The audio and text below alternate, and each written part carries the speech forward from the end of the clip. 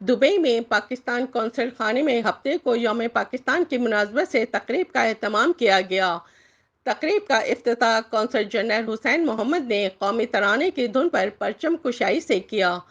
تقریب میں پاکستانی کمیونٹی کے افراد، صحافیوں اور قونصل خانے کے حکام نے شرکت کی۔ اس موقع پر صدر مملکت اور وزیر اعظم کے قومی دن کے پیغامات پڑھ کر سنائے گئے۔ پاکستان کے قونصل جنرل حسین محمد نے اپنے خطاب کے دوران بانی پاکستان قائد اعظم کی جدوجہد کو یاد کرتے ہوئے اس دن کی تاریخی اہمیت پر زور دیا۔ اس موقع پر قونصل جنرل نے دبئی اور شمالی امارات میں مقیم پاکستانی کمیونٹی سے اپیل کرتے ہوئے ان پر زور دیا کہ وہ نہ صرف اپنے پاکستانی شناخت کا جشن منائیں بلکہ متحدہ عرب امارات کی سوسائٹی میں باوقار انداز سے شامل ہوں۔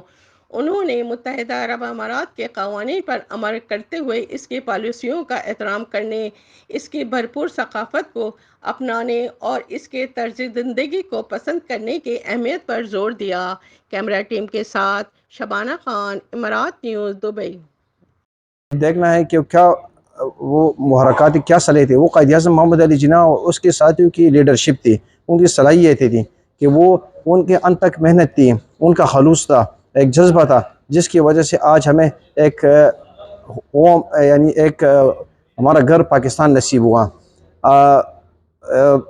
اس کے ساتھ ساتھ اس دن میں ایک میسیج ہے، صدر کی طرف سے بھی پیغامات آپ کے سامنے آ گئے ہیں، وزیر اعظم کی، فورن منسٹر کی بھی آپ کو پیغامات پڑھ کر سنائے، مگر ایک میسیج ہے۔ میسیج یہ ہے کہ وہ کیا ہے کہ وہ اس ٹائم ایک لیڈرشپ تھی جس نے ایک ناممکن کام کو ممکن کر دیا۔